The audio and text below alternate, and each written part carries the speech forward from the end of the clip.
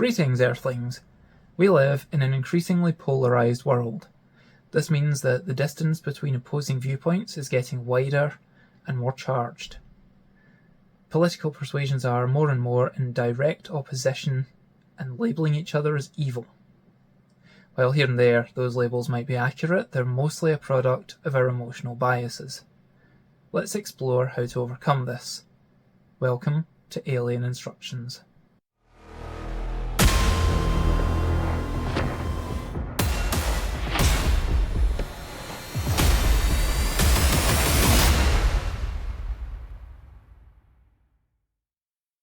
Between the agents of division, like neo-Nazis, the Kremlin and hardline conservatives, and those that allow those agents to act unchecked, like Facebook, Twitter and most of the mainstream media, most of us have lost friendships or even a family relationship over a difference in ideology. I've had to Facebook block a relative whose responses to anything I said that were remotely political were among the most toxic elements of my life for some 6 or 7 years. The serenity of no longer facing that vitriol is overshadowed by the knowledge that I've lost this person who was a big part of my early childhood and middle teens. I actually still have a screenshot of what I posted shortly before I blocked him in case I ever forget, but that hasn't happened in the intervening decade. The trouble is that, sadly, the agents of division can be all of us. Division isn't just caused by one person hearing a lie and another hearing either the truth or a different lie. It's caused by our refusal to listen to each other and to act from kindness. It's in part our own innate tendency to feel attacked when a core belief is attacked, or even doubted in passing by someone who didn't even speak to you if you're insecure enough about it, like certain religious groups, and in my recent experience, a lot of meat eaters. Then to respond to this feeling by going on the attack. I'm not saying we're all equally to blame. In my own instance, I wasn't blameless, but I did try to be patient and open-minded when presented with arguments. I did try to straighten out when he wildly misread what I said. Occasionally, my replies were snarky, even hostile, which felt justified because I was facing ad hominem attacks and straw man arguments delivered in a hostile tone with a big helping of bigotry on top. Maybe if I'd been able to keep the kind and caring demeanour that I'd like to act with all the time, he might have stopped attacking long enough to listen once in a while. But definitely a large part of the blame lay in his tendency to go straight for the attack for what he thought I was saying, which usually bore only a loose resemblance to what I was actually saying. And that right there, that is a common tendency among humans, to see something and see it not as it is, but as you are, to react emotionally without first analysing. And then when called out, to double down if you can, or attack the person if you can't, only to go silent when your arguments sufficiently obliterated with facts and cited sources, only to repeat a few days later with added anger. That's how it would go with this relative. I would post on Facebook with an idea to improve the country or the world, or a critical observation about how something worked, and he would see it and immediately put on a frankly ridiculous interpretation that made him angry, or argue that it was right and proper for the world to be so unfair to certain kinds of people because they deserved it. He immediately failed to act from kindness. He became a troll. Each debate started more polarised than the last and became more confrontational. I've since blocked another long-term friend for a similar pattern of escalation, and a third was getting a little bit much in the run-up to the last UK election, but thankfully calmed down after it. We'll see how it goes this election. Actually, since I originally wrote this video, I've had another experience that's even more worrying. Someone to whom I was once kind of a surrogate big brother commented on one of my political posts that was about protecting a much maligned minority by levelling some classic bigotry-based accusations at that minority. I tried to politely explain that this was a common baseless accusation perpetuated by hate-mongers, but he persisted. So I, quite reasonably I thought, asked if I could examine his source for this extraordinary accusation. His response was 4 days of silence, followed by levelling the same accusation at me. An accusation that he should absolutely have known was false.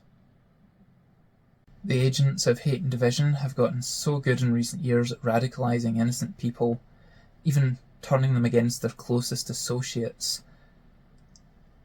It's sad and frightening, and I don't currently have a solution to that other than spotting that radicalisation very early on and trying to stop it.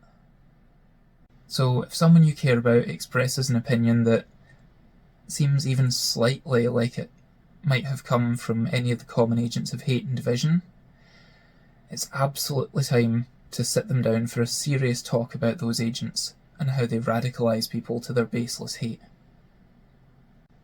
This division harms all of us, and it can only end either when humans end, or when humans stop fighting each other. So here are a few simple directives to help improve your life and improve how you feel after you encounter someone with whom you fundamentally disagree. Assume they mean well. All too often, when I see or hear something stated that's philosophically opposed to my position, what I see or hear is bigotry, stupidity, or outright evil. Sometimes all three. And yes, there are a lot of bigots on earth, but most of them wouldn't consider themselves bigoted. To them, their position is a logical one based on the information that they have learned, which frankly is often falsified or exaggerated specifically to promote that philosophy. Generally, if someone disagrees with you, no matter how extreme their reaction to the disagreement, they believe that their philosophy is correct and would benefit humanity. They think you are the villain, and you do not want to confirm that belief by attacking them, if for no other reason than the fact they can use the screenshots to recruit others to their position, with cliché captions like, "So much for the tolerant left." Respond with kindness. Don't respond with an attack.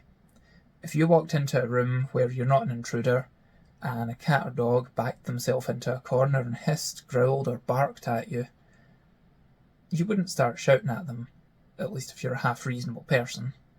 You'd recognise that they probably feel threatened, whether because something they remember makes them wrongly think you intend them harm, or they just don't understand your motivations. Human reactions aren't all that different most of the time. Yes, humans are capable of high-level thinking, but most reactions are still instinct. When those instincts advise confrontation, someone has to break the chain of escalation. If they attack a position similar to what you said but that sounds ridiculous when they say it, don't counterattack. Instead, try saying something along the lines of, "I'm sorry, I might have been unclear about what I meant," which is, that won't generally kill the argument, but it might help get it on a decent track. Or they might just carry on with their flawed argument. You could also politely point out what they did, but more on that later.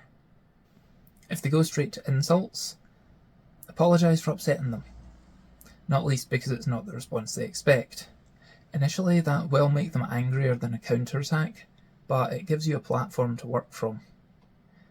Follow up by saying that you're happy to have a reasonable discussion about it once they're less upset. Again, you can also politely point out what they did. I'll cover it in point 4. To anyone who wanders in the conversation months down the line with no existing opinion on the topic, they look like the asshole, not you. Score 1 for your recruitment. Martin Luther King once said, "Darkness cannot drive out darkness, only light can do that. Hate cannot drive out hate, only love can do that." If you have to shoot something down, at least paint hearts on the bullet. Suppose in a debate, the other person says something that you know to be untrue. You'll get a lot further with, "I respect that you believe that, but," and some verifiable evidence, than you will with, "Dude, bullshit." If you can prove them wrong, don't just go, "wrong." Don't just paste a link that backs up your position, because they won't click it. Instead, explain that independent research has found something that contradicts their position. Briefly outline the findings in language appropriate to them, and present the evidence. And then suggest that they look online for other independent sources. On the other hand, if they're making an accusation, like, "these people do this thing," or "this person said this thing," the burden of proof is on the accuser. Ask to examine their source. It's usually sketchy as frail. If someone offers you evidence from a questionable source, explain to them why that source is dubious. Maybe even use the search engine of your choice to find out what other people are saying about that source. As a general rule, if the author's anonymous or there's no one on the rest of the internet talking about that author or publication, it's probably someone with a vested interest in making people believe something other than reality. If they write under a pseudonym, it means they're concerned about reprisals, either lawsuits or Nazi violence, depending which way they slant, so you need to look deeper. If the publication claims to be journalistic, the author of the piece should have written something else at some point in history. An actual journalist will have written a thesis while they were studying, and if they passed, it was probably good enough to publish even in their blog. If the article you've been offered seems to be literally the first thing they've ever written on the internet, they're probably not reliable, and it's probably not their real name. Explain that if you have to. Occasionally, the source might be the mainstream media. Sadly, that's not always reliable. In these instances, if the media is either saying, "these people say this thing," but not directly quoting any of them in context, or claiming that unnamed sources have told them something, then unless the claim is that someone very powerful is guilty of big crimes, in which case being an unnamed source is totally reasonable, the claim should be treated as probably false. Recognize and address bad argument. I mentioned bad argument strategies in point number 2. If you're arguing with someone, you should be politely attacking the claims with which you disagree, preferably by providing evidence for a counterclaim. If you instead attack the person, that's called an ad hominem attack, and it's bad. If you do it, you've probably already lost the argument. If they do it, well, I covered that in point 2. On the other hand, if you have to twist their claim to shoot it down, that's called a straw man argument. Essentially, that's where someone reframes a statement they can't attack into a similar one that they can attack. Again, if you do this in an argument, you've probably already lost. If they do it, I covered that in point 2 as well. There are dozens more bad argument strategies, but those are 2 of the most common. Hit up your search engine of choice to find out about the others and what to do about them, and maybe I'll do a video about those in the future. Actually, write in the comments about one bad argument strategy you'd like to see me sort out for you. But definitely the top thing you should probably be doing with almost any bad argument strategy is telling them what they just did and why you're not going to allow it. Listen to them. If the other person is actually presenting any sort of counterpoints instead of just attacking you, consider those counterpoints. Maybe you've heard them before. Maybe you've heard them so often that you're sick of shooting them down. You are allowed to explain in a way that isn't unkind that you see this claim all the time and here's a link to a reliable explanation of why it's wrong. Or at the very least, here's the term you could put into a search engine to find out why it's wrong. If they make a claim that you can't accurately shoot down, consider that they might be right. Even if you're definitely the good guy in the conversation, even if they're interpreting through a wildly skewed lens, they might have some grain of truth that you should know. If you assume that they know nothing that's true, you've failed to act from kindness. Besides, if you know what cherry-picked truths they're using in pursuit of a larger falsehood, you can be ready for those truths next time with the rest of the truth. It's also possible that you are actually wrong. I've been there.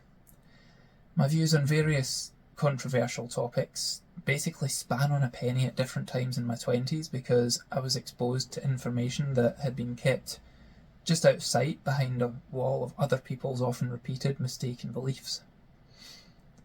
It hurt to think I'd been so wrong for so long. It was embarrassing, especially as someone who actually advertises that he's allergic to wrongness. Large parts of my psyche fought to deny the truths that I was seeing. But as someone who was dedicated to improvement and to finding the truth, I couldn't look at myself in the mirror every morning knowing that I was ignoring inconvenient information, knowing that things I believed were disproved by countless verifiable facts. So I had to swallow that bitter pill. Plus, when two opposing sides in a political argument are painting each other as the villains and you're cheering on one side against the other, you have to consider the possibility that they're both villains. If it turns out that the one you dislike, although actually a villain, is the lesser villain, that can be a hard pill to swallow. But swallow it you must, or the polarisation will only continue. Don't ridicule. I know it's tempting to make jokes about fake news or laugh down the random that thinks viruses are a hoax, or pull out any of the hilarious jokes you've recently seen made at these people's expense. But turn that round. When the TERFs are asking if you identify as an idiot or a dementor, you're not sitting there going, "That's an eloquent point, I'll listen to your argument." You're getting angrier and looking for a new way to defend yourself from these vile bigots who attacked you. You wouldn't suddenly be open to their flawed logic. Why would it work on them? Plus, when someone else sees the conversation later, the one doing the ridiculing is most likely going to look like the asshole. You want that to be you? Finally, remember above all that if you're arguing with someone who thinks you're evil, it doesn't matter how right you are. It doesn't matter how sick that burn is. As I've maintained for years, arguing on the internet is like pushing the button in a nuclear war. You might vaporize millions of enemy combatants. You might see your enemy go dark under your assault. But in the end, everyone loses, and history will look on you as one of the villains. The people you attack will only learn that they were right. If you want to de-radicalize someone from any extreme philosophy, you have to first convince them that you are not an extremist, that you're a fundamentally decent human being who thinks differently than they do. Then one or both of you can learn something meaningful. If you learned something meaningful from this video, I'd appreciate a like, comment, subscribe or share. And if you'd like to learn more meaningful things, you could sponsor me on Patreon to support the creation of more videos. Peace and long life.